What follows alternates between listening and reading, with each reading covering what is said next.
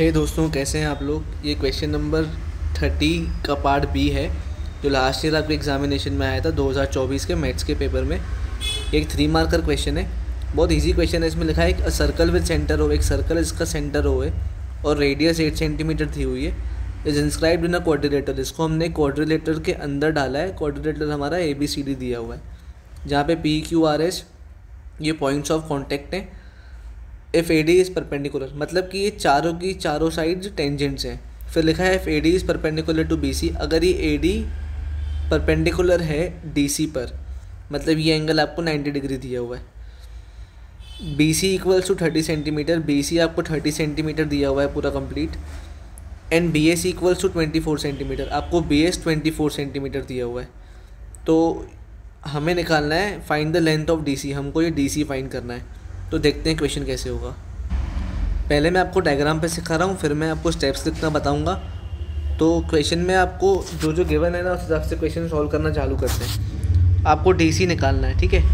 हमारे पास BS 24 दिया हुआ है, तो जो BR होगा वो भी 24 होगा। क्यों? Tangents from an external point to the circle are equal, circle की थ्योरम 2। अब ये 24 है, ये पूरा 30 है, तो ये जो होगा ना ये 6 होगा। अगर ये 6 आया तो फिर ये 6 होगा, क्योंकि C पॉइंट से दो टेंजेंट्स जा रही हैं। Tangents from an external point to the circle are equal, तो हमें अभी ये 6 मिल गया। अब DC फाइंड करने के लिए CQ तो मिल चुका है, हमें DQ चाहिए। DQ कैसे मिलेगा देखो, इसमें क्वेश्चन में लिखा है कि जो रेडियस है ना वो 8 सेंटीमीटर की है। तो मैं OP को यहाँ तक बना दे रहा हूँ, इन दोनों को ज्वाइन कर ले रहा हूँ। ये दोनों रेडियस होंगी, जो सेंटर से लाइन जाती है वो रेडियस होती है। ये आपको 8 सेंटीमीटर गिवन है, ये भी आपको 8 सेंटीमीटर गिवन है। इसको मैंने एंगल 1 माना है। अब ये रेडियस पॉइंट ऑफ कांटेक्ट पे जा रही है परपेंडिकुलर AD, टेंजेंट AD पर, तो ये रेडियस परपेंडिकुलर होगी इसके साथ। क्यों? Radius to the point of contact is perpendicular to the tangent, ये हमारी थ्योरम नंबर 1 है। तो ये एंगल 2 और वैसे ये रेडियस जो है इस टेंजेंट पे जा रही है, तो ये एंगल नंबर 3, ये दोनों परपेंडिकुलर हैं, तो ये दोनों 90 डिग्री होंगे। अब एंगल 190 दिया था, 2 और 3 हम 90 ले आए, क्योंकि POQD एक क्वाड्रिलेटरल है जिसकी एंगल सम प्रॉपर्टी कहती है कि सारे एंगल्स का सम 360 होगा। और अगर 3 90 हो गए तो चौथा एंगल भी 90 डिग्री ही आएगा। 90 90 90 90 360। अब हमने 9th में पढ़ा था कि जिस क्वाड्रिलेटरल के चारों साइड्स राइट एंगल हों और दो एडजेसेंट साइड्स मतलब वो साइड्स जिनका कॉमन पॉइंट होता है एक, तो जिसके दो एडजेसेंट साइड्स इक्वल हों और सारे एंगल्स 90 डिग्री हो, वो जो क्वाड्रिलेटरल होता है उसको हम स्क्वायर कहते हैं।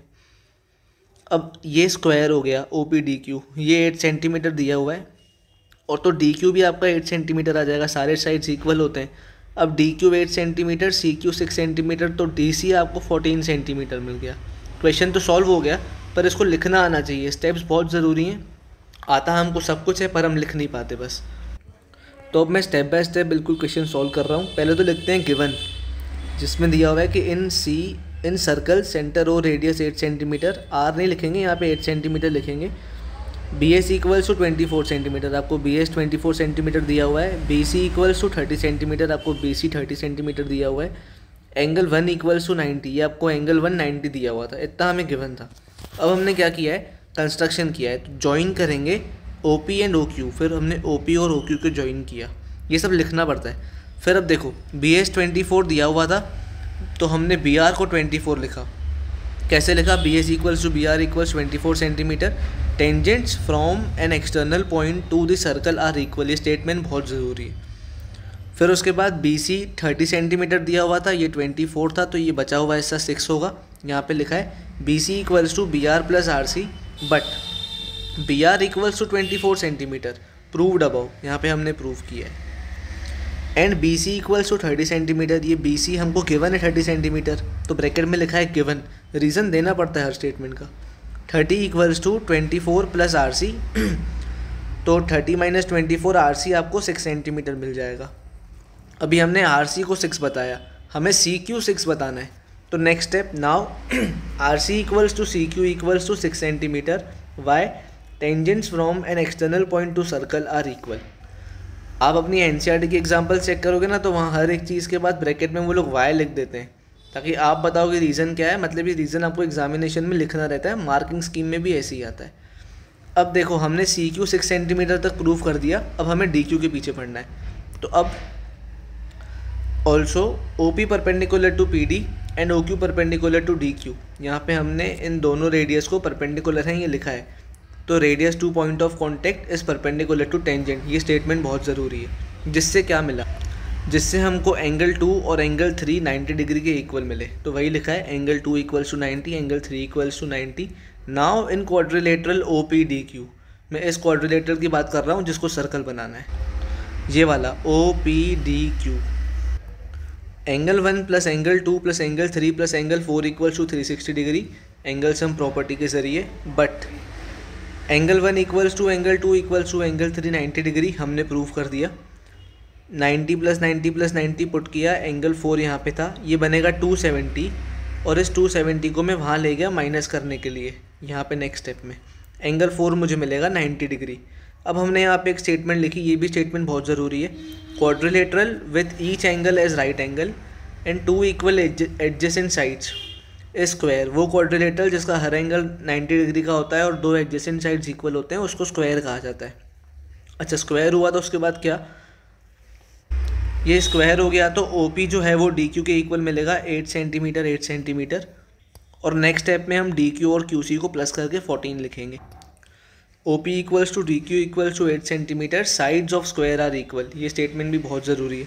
Now D C equals to D Q plus Q C, D Q आपने 8 निकाला, क्यू सी आपने 6 निकाला। कैसे निकाला, लिख दिया प्रूव्ड अबव। तो हम यहाँ पुट करेंगे डी सी की value 8 plus 6 14 centimetre, hands side D C equals to 14 centimetre, ये आपका आंसर है। ये परफेक्ट स्टेप्स हैं एकदम, इस पर आपके नंबर कोई नहीं काट सकता, ये मार्किंग स्कीम के हिसाब से लिखा है मैंने सब कुछ। तो इनको अच्छे से देखो, जैसे ही आपकी कॉपी 85 टच करेगी ना, तो उसके बाद आपकी कॉपी मतलब 65 टच करेगी 80 में से, तो आपकी कॉपी में फिर ये सब स्टेप्स देखी जाती हैं। इनको जितने हो सकें फिर वो नंबर कम करने की कोशिश करते हैं, क्योंकि जैसे ही आपकी कॉपी 95 प्लस जाएगी ना, आपकी कॉपी स्कैन होके बाकी स्टूडेंट्स के लिए अवेलेबल होती है एक रेफरेंस के लिए कि भाई आप कितना अच्छा लिख रहे हो, आपको कैसे आंसर्स लिखने चाहिए। तो वो चाहते हैं कि बेस्ट कॉपी ही एकदम बच्चों मतलब आने वाले स्टूडेंट्स के लिए अवेलेबल रहे। Thank you.